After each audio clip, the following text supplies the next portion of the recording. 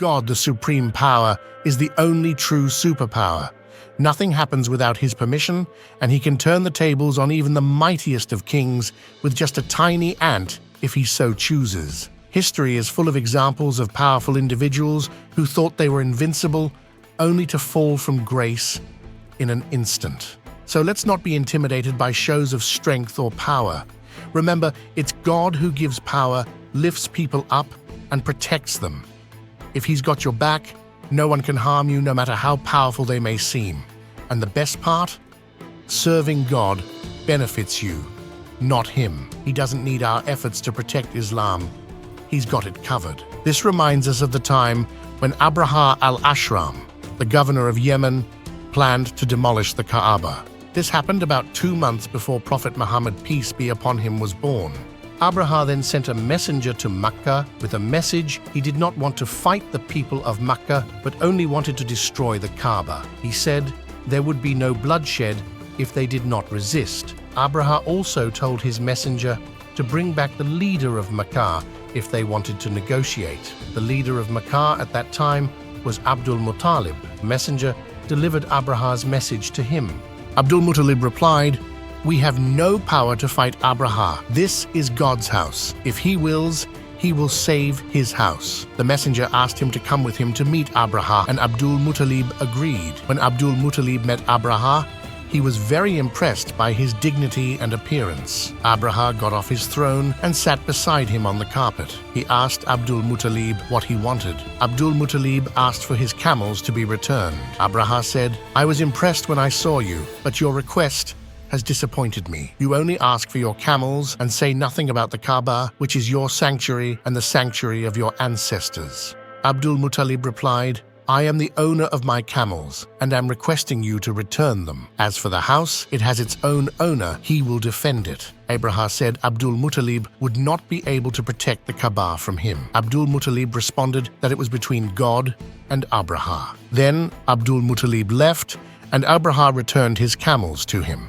According to traditions from Abd bin Humayd, Abraha reached a place called As-Sifa between Arafat and Taif, near Makkah. Abraha said, "I hear that this house is the house of peace. I have come to destroy its peace." Abdul Muttalib said firmly, "This is God's house. He has not allowed anyone so far to dominate it." Abraha insisted, "We won't leave until we destroy it." Abdul Muttalib offered, "You may take whatever you like from us and return." But Abraha ordered his soldiers to move forward, leaving Abdul Muttalib behind. After Abraha's army arrived near Makkah, the tribes there couldn't fight such a huge force to protect the Kaaba. The Quraysh, who lived in Makkah, didn't resist because they didn't have enough soldiers. They couldn't have fought against an army of 60,000. Muhammad bin Ishaq wrote that after Abraha's army left, Abdul Muttalib told the Quraysh to leave Makkah and hide in the mountains with their families to avoid being killed. Then Abdul Muttalib and some Quraysh leaders went to the Kaaba. They held onto its door and prayed to God to protect his house and everyone guarding it. Around the Kaaba were many idols, but at that moment they forgot about them and prayed only to God for help. Their prayers, as recorded in history books, only mentioned God's name. After Abdul Muttalib and other leaders prayed, they left for the mountains. The next morning, Abraha got ready to attack Makkah, but his special elephant, who was leading the charge, suddenly knelt down. They tried everything to make it move, hitting it with iron bars, poking it with sticks, and even threatening it, but it wouldn't move. When they tried to turn it towards Makkah, it stubbornly knelt down again. At the same time, flocks of birds appeared carrying stones in their beaks and claws. They dropped these stones on Abraha's army, and anyone hit by these stones started falling apart. According to others, those hit by the stones began scratching their skin until it bled and their flesh fell off, leaving bones exposed. Abraha himself was not spared. His flesh began to fall off in pieces, and sores emitting pus and blood appeared on his body. In panic and confusion, his army retreated and fled towards Yemen. They searched for their guide, Nufail bin Habib, who had come with them from Khatham to lead them back, but he refused, saying, "Now where can one flee when God pursues?" Abraha is the conquered, not the conqueror. That is how God destroys those who try to challenge his power. We call it the Year of the Elephant. This story is also summarized in the Quran in Surah Al-Fil, chapter 105 of the Quran.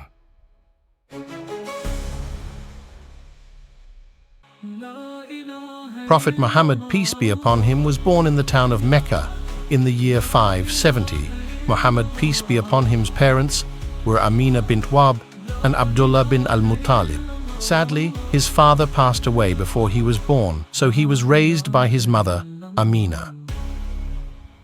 Muhammad, peace be upon him, grew up in the hills around Mecca during his early years. In those days, babies born into noble families were often cared for by strong and healthy wet nurses. These nurses not only took care of the babies, but also taught them how to behave politely and follow proper manners. The young Muhammad, peace be upon him, was given to a noble wet nurse named Halima bint Harith as-Sadiya. At that time, Bibi Halima was traveling with her husband and baby through the desert, all of them hungry. Their she-camel had no milk, and Halima couldn't nurse her baby. Each night, the baby cried until exhausted, while their weak donkey struggled along. Halima and her husband prayed for rain and help. Back in Makkah, Bibi Amina worried about her fatherless son. She wondered who would raise him traditionally. Most wet nurses refused orphans without a father's guarantee. Amina couldn't bear to part with her child, torn by worries about his future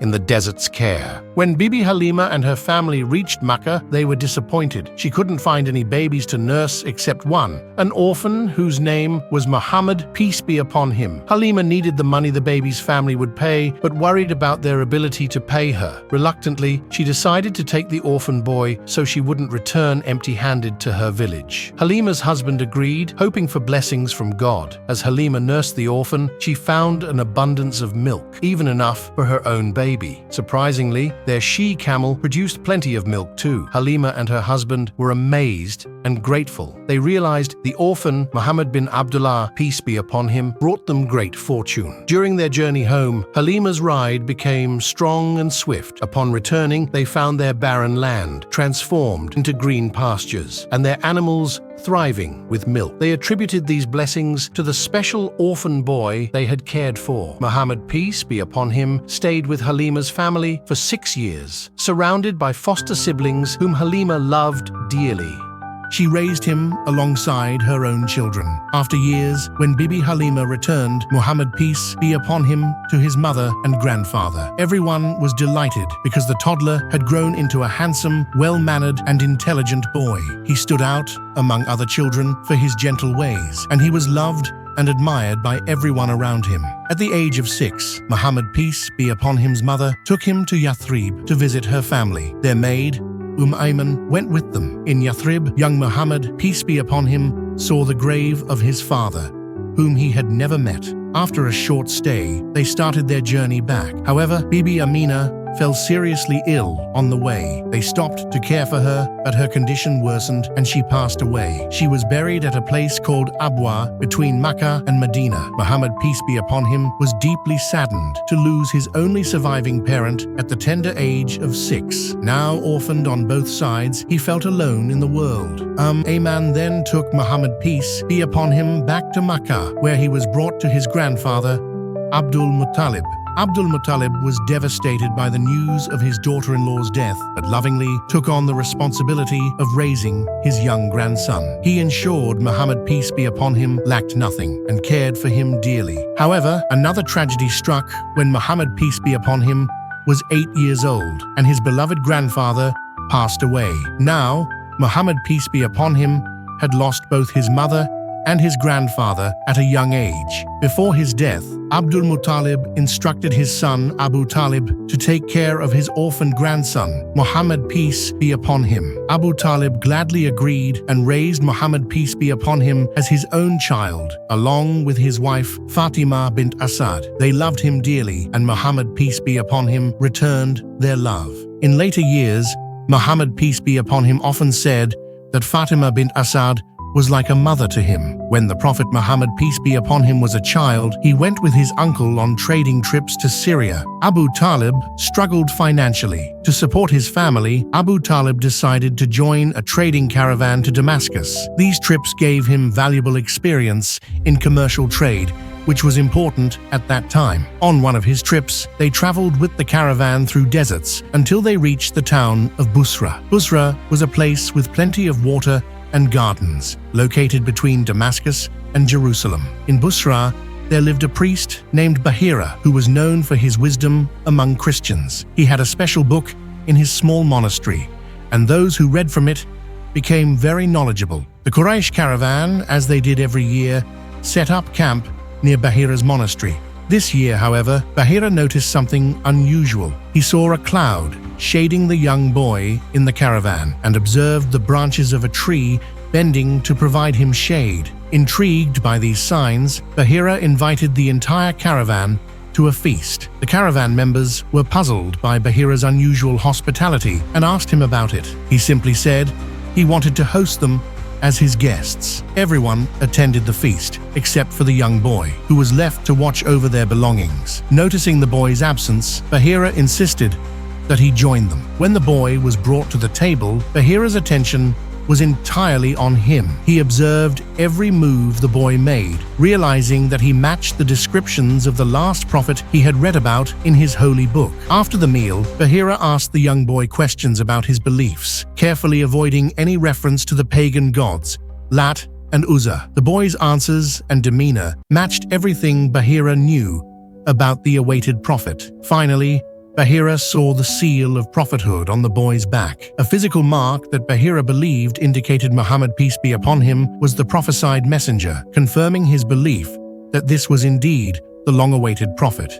Bahira warned Abu Talib to protect Muhammad, peace be upon him, from the Jews and Christians, as they would try to kill him if they knew he was the prophesied leader. But throughout his youth, there is limited information available, making it challenging to distinguish historical facts from legendary narratives. However, it is known that Muhammad, peace be upon him, became a merchant and participated in trade routes spanning from the Indian Ocean to the Mediterranean Sea. His honest and reliable nature during his trading endeavors earned him the nicknames Al-Amin, the faithful, trustworthy, and Al-Sadiq, the truthful. Due to his successful trades, Hazrat Khadija, may God be pleased with her, a smart and determined woman, heard of him. Her background in commerce and her inherited wealth enabled her to continue her parents' trade after their deaths, making her a successful merchant in her own right. She was very wealthy and ran various trade businesses. Instead of managing the trade herself, she hired others to do it for her. When she heard about the honesty and trustworthiness of Muhammad, peace and blessings of God be upon him, she wanted to hire him. She sent a job offer to him and he accepted it. Muhammad, peace be upon him, traveled for business with Khadija's money, accompanied by her servant Maysara. During the journey, Maysara saw amazing signs and was very impressed by Muhammad, peace be upon him. Like when they stopped in Busra, a monk said that only a prophet would rest under a certain tree. Maysara also saw angels shading Muhammad, peace be upon him, from the sun. After the journey, Muhammad, peace be upon him, made much more money for Bibi Khadija than anyone else had before. Impressed by his character, Bibi Khadija wanted to marry him. She sent her friend to convey her proposal to Muhammad, peace be upon him, and he agreed.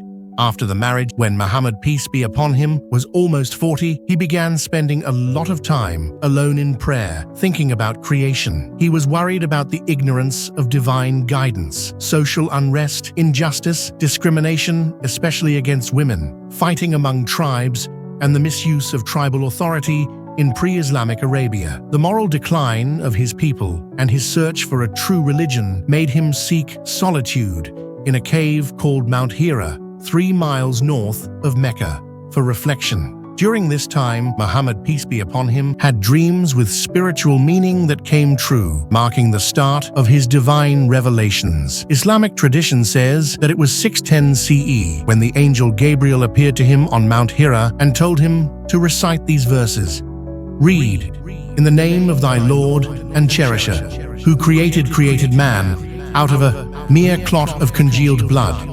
Read, and thy Lord is most bountiful, he who taught the use of the pen, taught man that which he knew not. When he went home, he told his wife Khadija about it.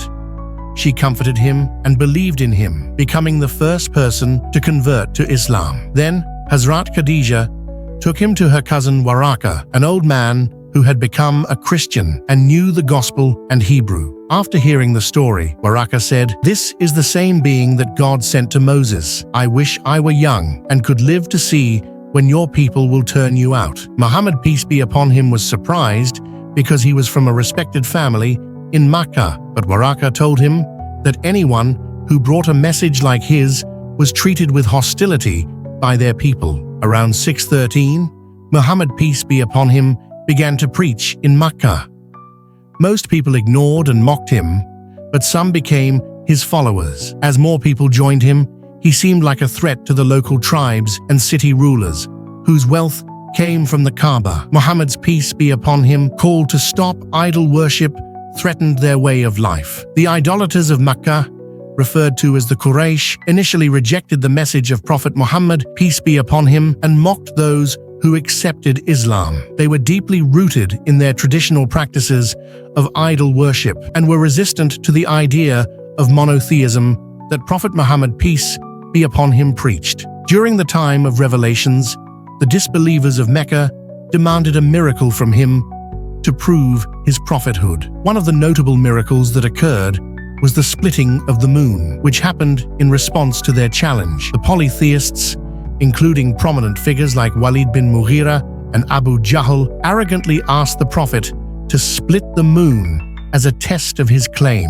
They said, "If you truly are a prophet sent by God, split the moon in half." The Prophet Muhammad, peace be upon him, responded by asking them if they would then believe and embrace Islam. They agreed. On the 14th night of a full moon, the Prophet, peace be upon him, prayed earnestly to God for the miracle. And indeed, the moon split into two distinct halves.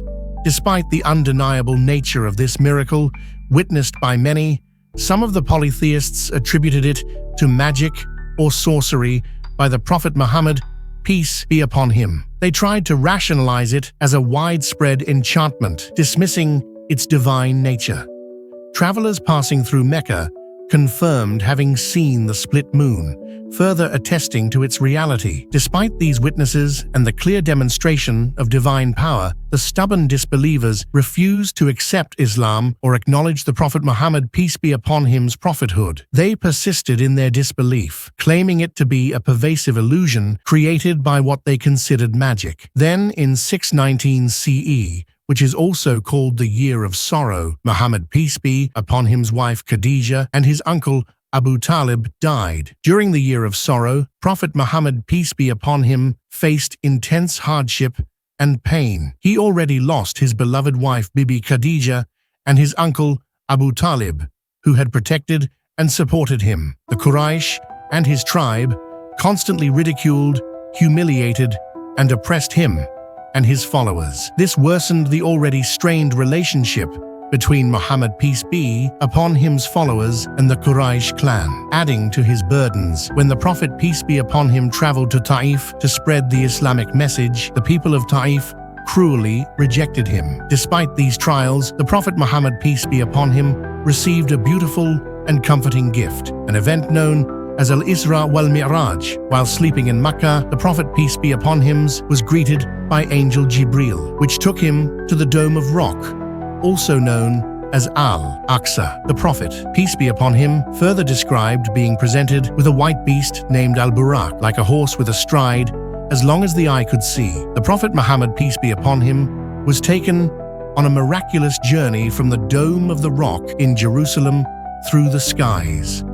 Along the way, he met many prophets and angels and saw incredible sights. Each sky he passed through, he was warmly welcomed by the prophets who had come before him. In the first sky, he met Prophet Adam and other prophets who greeted him with joy. As he ascended through the heavens, he met Prophet Isa and Prophet Yahya in the second sky, Prophet Yusuf in the third, and Prophet Idris in the fourth. At the fifth and sixth skies, he met Prophet Harun and Prophet Musa. In the seventh sky, he met Prophet Ibrahim, his great ancestor. Then he reached the Loti tree, a magnificent tree marking the end of the known universe, surrounded by extraordinary beauty. Finally, the Prophet Muhammad, peace be upon him, reached Sidra Tal Muntaha, where he met God. After a profound experience, he returned to Jerusalem and then to Mecca on the miraculous creature Buraq. He told his followers about this event, marking one of the most important events in Islamic history. As persecution of his followers became unbearable in Mecca, Muhammad, peace be upon him, instructed many to migrate to Abyssinia, ruled by a just Christian king. The Meccans attempted to retrieve them, but King Najashi listened to the Muslims. A Muslim recited verses about Mary, the mother of Jesus, which deeply moved Najashi. Consequently, he granted the Muslims sanctuary in Abyssinia under his protection. By 622 AD, life in Mecca had become very hard for the followers of Muhammad, peace be upon him, and also for him, the Quraysh, who were increasingly hostile towards Muhammad, peace be upon him. They even tried to kill him. At this difficult time, God told Muhammad, peace be upon him, to move to Medina for safety. During the journey to Medina known as the Hijrah, the Quraysh made another attempt to kill Prophet Muhammad, peace be upon him, and his closest companion. To escape, they hid in a cave, where they were almost caught by the pursuing Quraysh. But miraculously, God protected them. God sent a spider to spin a web across the cave's entrance, making it seem undisturbed. When the Quraysh saw the spider's web, they thought no one could be inside and stopped searching. This miracle showed God's protection over Prophet Muhammad, peace be upon him. Muhammad, peace be upon him, then moved to Medina, a large farming oasis where many people had embraced Islam. He also came to Medina because many locals who had begun converting to Islam invited him.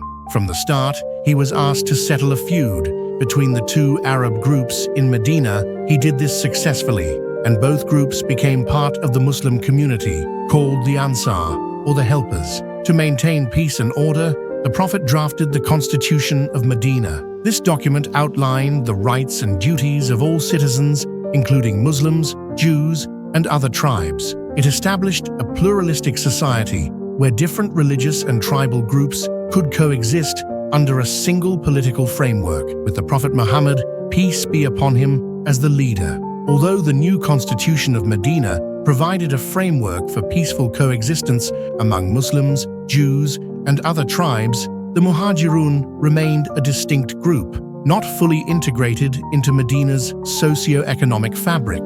To support themselves, they began raiding caravans that supported Mecca's economy. These raids were sanctioned by new revelations in the Quran, which permitted aggression against the Quraysh tribe of Mecca due to their persecution of Muhammad's peace be upon him, followers, and their prevention of worship at Al-Masjid al-Haram, Islam's holiest site. Nearly 2 years after the Hijrah, the battles began. Despite being outnumbered, Muhammad, peace be upon him's force of 313 faced about 1,000 Meccans, and Muhammad's army achieved a decisive victory. Muhammad, peace be upon him's act of throwing a handful of dust, which reportedly blinded many Meccans, was seen as a miraculous intervention. The victory at Badr was so significant that it was believed to be divinely ordained, as the Quran attributed the success to divine intervention.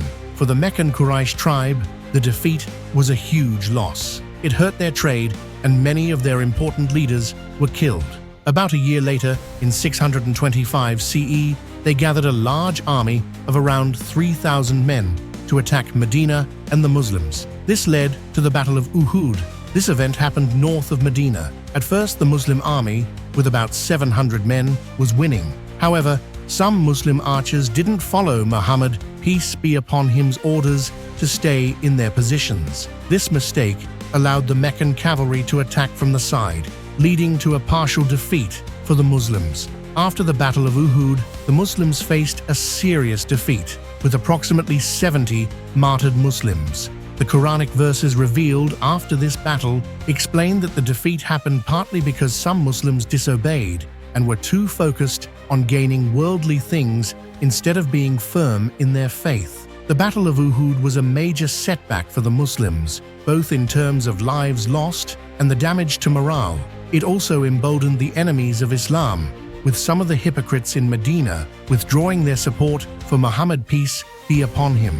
Then comes the Battle of the Trench. occurred about a year later in 627 CE. The Muslims, under Muhammad's peace be upon him leadership, dug a trench around Medina to defend the city, a tactic unfamiliar to the Meccans. After a month-long standoff, the Meccans and their allies retreated without achieving their objective. This was also a major victory for the Muslims, boosting their confidence and prestige. After the Meccans failed to defeat Muhammad, peace be upon him, in the Battle of Trench, it marked a significant change. They had tried their hardest to remove him, but their loss damaged their reputation.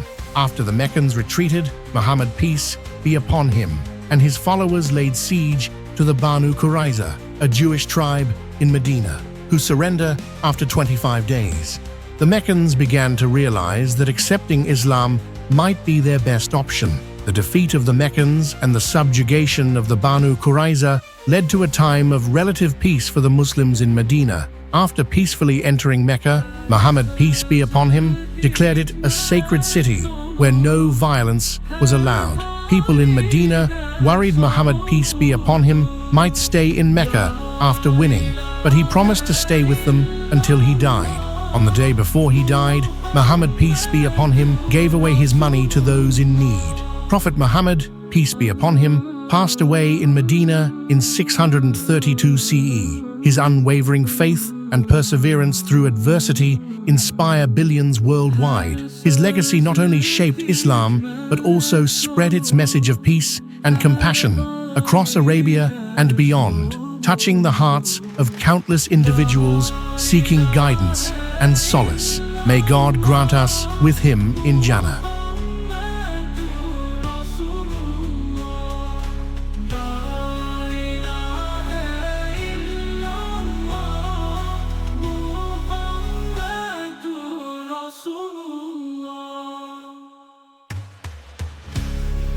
We already are cooking up our next project, and we need your support. By just subscribing, liking, and sharing the video, you can help us to produce more documentaries while reaching to a wider audience. As we promised, our next project is about a famous, historical Islamic warrior, Salahuddin Ayyubi, the conqueror of Jerusalem. Thank you to all that have and will subscribe and share on, and support our projects. Thank you once again for watching.